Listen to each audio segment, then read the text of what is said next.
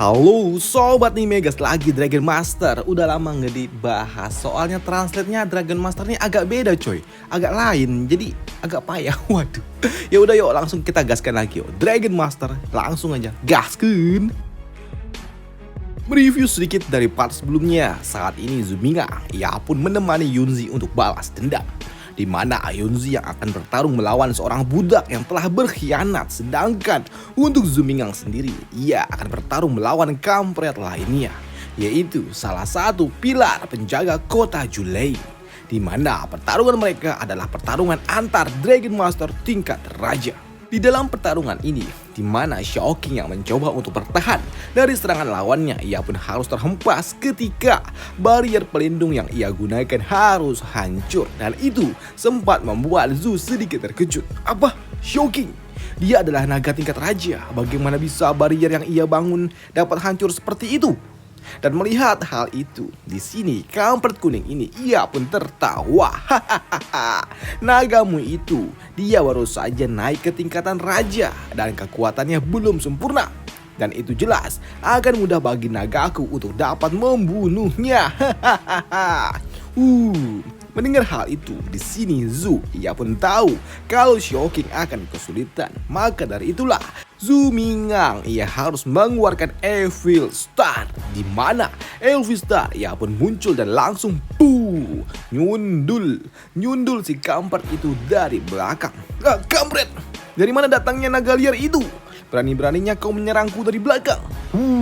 Ya, si kampret itu ia pun melepaskan serangan memutar ke arah Evil Star, walaupun hal itu tidaklah berguna. Dan melihat serangannya gagal, membuat kampret ini benar-benar sangat-sangat murka. Dan melihat fokus si kampret ini yang sempat teralihkan akibat sundulan dari Evil Star, membuat Xiaoqing memiliki sebuah kesempatan untuk dapat melakukan sebuah serangan. Baiklah, sekarang adalah giliranku. Ya, si kampret itu terhantam dengan petir milik Xiaoqing. Sial, Zumingang sialan. Kau memiliki dua naga tingkat raja rupanya. Aku akan membunuhmu. Melihat si kampret itu pada akhirnya tahu kalau Zumingang ternyata memiliki lebih dari satu ekor naga tingkat raja, membuat Zhu berujar, selamat. Akhirnya kau tahu kalau aku memiliki naga tingkat raja lebih dari satu. Namun melihat Zhu yang memiliki naga-naga kuat, di sini si kampret ini ia pun tidak gentar sedikit pun. Kau kira aku takut dengan dirimu? Tidak akan. Aku tidak akan kalah dari dirimu. Maka dari itu, si kampret ini ia pun membakar tubuhnya dengan kekuatan iblis miliknya. Dan jelas hal itu sempat menotis Yunzi. Zumingang, berhati-hatilah, dia menggunakan teknik membakar jiwa. Ya, kau tidak perlu risau, beb. Aku bisa menghadapinya, ujar dari Zhu menyambut kata-kata Yunzi. Dan untuk menghadapinya, di sini Evil Star ia pun menyiapkan biju dama miliknya. Evil Star, ini adalah waktunya. Ya, Evil Star melepaskan serangan langsung ke arah kampret itu dari depan. Di mana untuk si kampret itu ia pun begitu yakin dengan kemampuannya untuk dapat bertahan dari serangan Evil Star itu. Karena memang si kampret ini ternyata ia dapat menahan serangan dari Evil Star tanpa terluka. Bahkan ia juga berujar kepada salah seorang yang ada di dekatnya.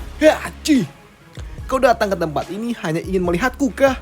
Kemarilah dan bantu aku melawannya, ujar si kampret ini kepada seseorang yang ada di atas tembok batas kota. Di mana sosok yang ada di atas tembok itu ia juga berujar, tidak. Aku tidak tertarik untuk bertarung. Aku datang hanya ingin melihat kemampuan dari bocah itu saja. Sedangkan untuk Zumingang, ia pun menebak kalau sepertinya si kampret yang ada di atas sana adalah salah satu pendeta agung milik kota Julei ini.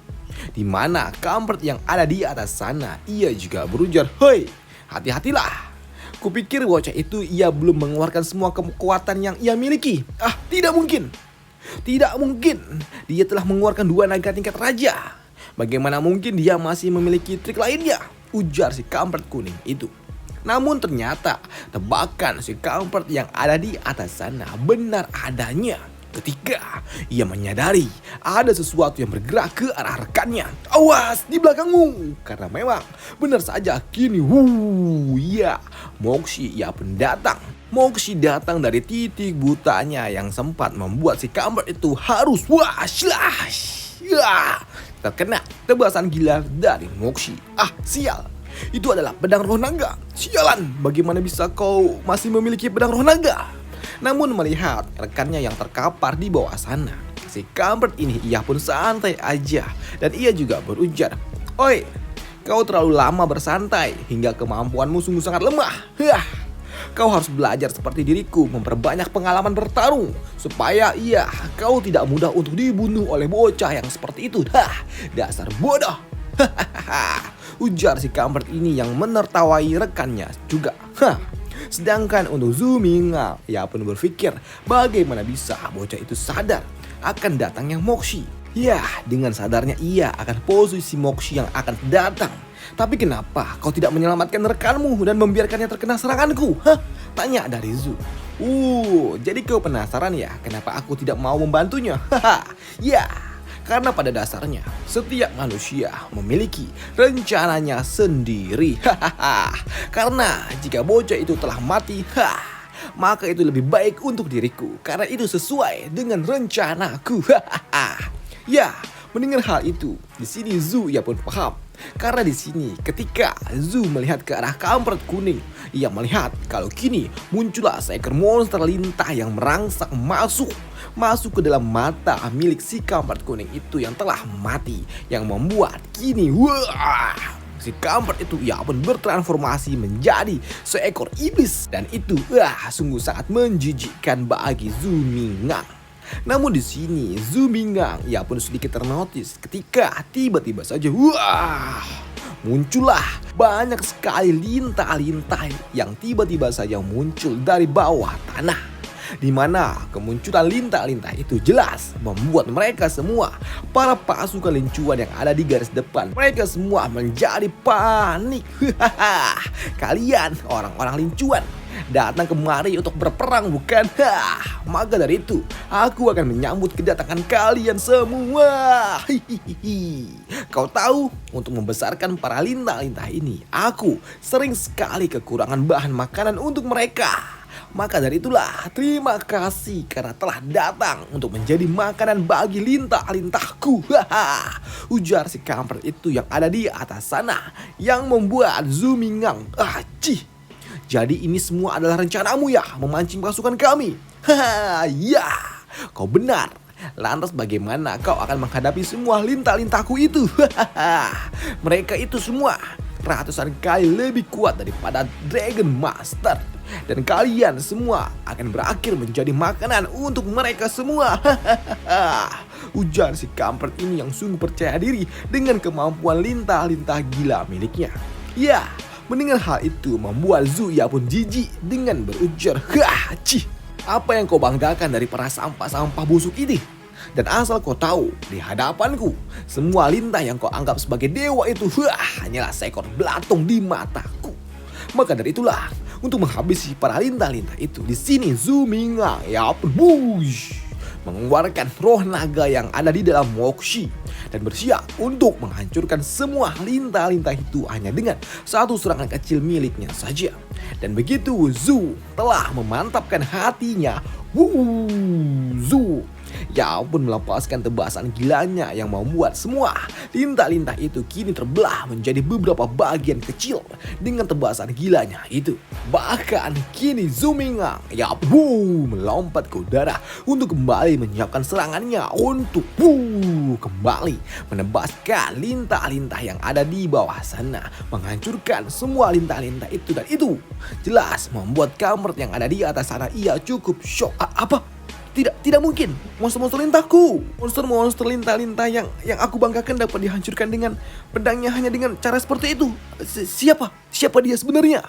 Dan melihat hal itu benar-benar membuatnya sangat murka. Baiklah, Karena sebelumnya aku memang meremehkanmu, tapi untuk kali ini aku akan serius untuk membunuhmu. Maka dari itu, iblis bumi yang selama ini telah bersatu dengan diriku, keluarlah dan berikanlah kekuatanmu. Sedangkan untuk Zhu yang merasakan aura kuat tiba-tiba saja muncul, membuat dirinya melihat ke arah si kampret itu sembari berujar, ya, dia memiliki monster yang ada di tingkatan raja menengah di dalam tubuhnya. Dan dengan menyatunya mereka, jelas itu akan membuat dirinya mendapatkan kekuatan yang luar biasa. Dan pantas saja dia berani-beraninya sampai-sampai ia menantang seluruh dataran utama. Dan untuk si kampret itu, ya, sekarang aku benar-benar akan membunuhmu, bocah. Dan benar saja, akhirnya ya, si kampret itu ia pun melesat ke arah Zhu Mingyang dari atas sana. Dan melihat hal itu, di sini Zhu ia pun tahu dan ia langsung menyiapkan dirinya bersama Moxie untuk menahan terjangan dari lawannya. Ya, akan kuhancurkan kau sampai berkeping-keping, bocah, ujar si kampret itu sembari terus menekan Zhu Mingyang. Sedangkan untuk Zhu Mingyang sendiri, Moxie, aku percaya kepada dirimu. Ya. Dengan bantuan tekanan dari Moxie dapat menghempaskan si kampret itu dan siap kembali untuk menyiapkan serangannya. Ayo, Moxie, kita bunuh kampret itu bersama-sama. Slash. Ya, Zhu ia pun berhasil menekan kampret itu hingga membuatnya terhempas cukup jauh. Namun di sini Zhu Mingyang ia pun tidak akan pernah melepaskannya begitu aja, karena di sini ia pun kembali melompat ke udara sembari bersiap untuk kembali menebaskan Moxie. Namun melihat Zhu yang datang di sini, kampret ini ia pun menyiapkan lintahnya untuk dapat menahan pergerakan dari Zhu. Tapi alih-alih kembali menebaskan Moxie, Zhu ia pun menghajar kampret itu dengan kakinya. Dan barulah Zhu Mingyang ia pun menyiapkan Moxie untuk mengambil langkah akhir untuk menghajar si kampret itu yang saat ini sedang tersungkur di bawah sana. Ya, walaupun si kampret itu terkena telak serangan dari Zhu Mingyang, sayangnya si kampret itu ya masih dapat kembali bangkit dan ia juga berujar, sial, aku benar-benar akan membunuhmu, bocah. Dan untuk Zhu, ia pun merasa ada yang aneh dari kampret itu. Kenapa nada bicaranya berubah? Apakah dia akan berubah lagi? Pikir dari Zhu. Karena benar saja untuk si kampret, ia pun kembali melepaskan energi miliknya yang lebih kuat lagi. Bahkan kini tubuh fisiknya perlahan-lahan mulai menghilang, berubah menjadi sebuah gumpalan asap biru yang datang menyerang secara diam-diam. Namun di sini Zhu Mingyang ia pun harus melompat ke sana kemari untuk dapat menghindari serangan si kampret itu. Ya, melihat serangan diam-diamnya yang gagal di sini, si kampret itu ia pun kembali menunjukkan wujud aslinya dan ia juga meraung, menunjukkan gerak-gerik yang aneh yang membuat Zhu tahu kalau si kampret itu benar-benar harus segera dibunuh. Ya, dia benar-benar harus mati. Jika tidak, ini akan berbahaya. Karena benar saja, kini kampret itu ia pun kembali bertransformasi dan kali ini ia berubah menjadi seekor monster kala jengking. Cih, apa-apaan ini? Dia dapat berubah bentuk menjadi banyak bentuk. Lantas bagaimana cara melawannya jika ia terus dapat berubah bentuknya? Pikir dari Zhu. Namun di sela-sela pertarungan itu, Zhu ia juga mendengar ada seseorang yang berujar, Zhu Mingyang, datanglah kepada diriku. Dan ternyata yang berujar itu adalah Yunzi. Di mana dalam kepulan kabut biru itu, di sini Yunzi ia berujar, Zhu Mingyang, kemarilah. Ya, aku akan ke sana, sambut dari Zhu. Ya, melihat Yunzi yang kali ini datang mendekati Zhu Mingyang dan akan membantu Zhu di dalam melawan si kampret yang dapat berubah-berubah itu. Di sini tante Jalang ini ia pun melihatnya dan ia kesal. Sial. Mereka berdua sepertinya akan bekerja sama untuk melawannya. Maka dari itu jelas aku tidak akan pernah bisa membiarkannya begitu aja. Maka dari itu ia pun mengeluarkan naga-naga kecil miliknya untuk membantu rekannya pula. Bagus. Aku akan mendapatkan bantuan yang aku butuhkan. Namun untuk Yunzi yang melihat ada ribuan naga-naga kecil datang mencoba untuk menyerang dirinya, di sini Yunzi ia pun santai saja. Sedangkan untuk Zhu yang melihat hal itu, ia berujar, Yunzi, mereka akan melakukan kerjasama untuk melawan kita. Maka dari itu kita juga harus melakukan hal yang sama. Tenang saja. Untuk melawan yang seperti itu, aku bisa mengalahkan semua naga-naga milik si Jalang itu. Dan benar saja, ya, Yunzi ia pun melepaskan cahaya kuningnya yang ada di sekitarannya untuk dapat menebaskannya ke arah para naga-naga yang sedang terbang itu, yang membuat si tante jalang itu ia pun terluka dalam.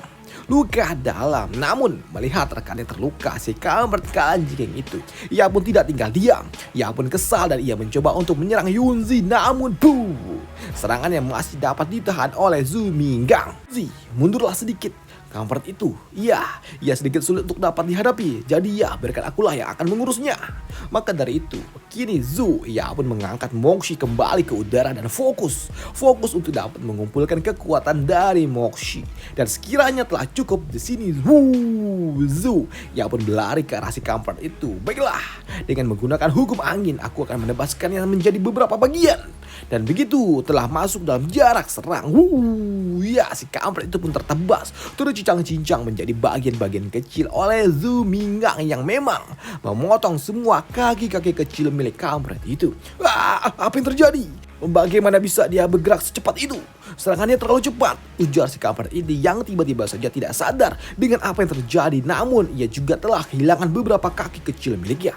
Sedangkan untuk Zhu, tidak, ini masih belum cukup, aku masih bisa bergerak lebih cepat lagi.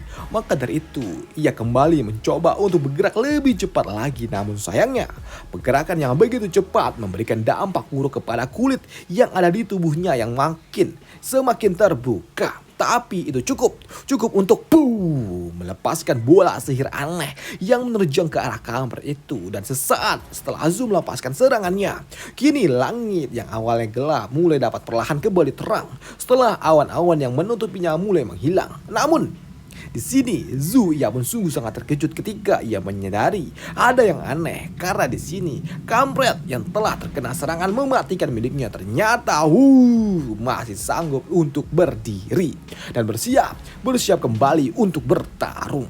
Dan untuk menyelesaikan pertarungannya akan dibahas di part selanjutnya. Dan sampai jumpa, bye, thank you untuk Dragon Master.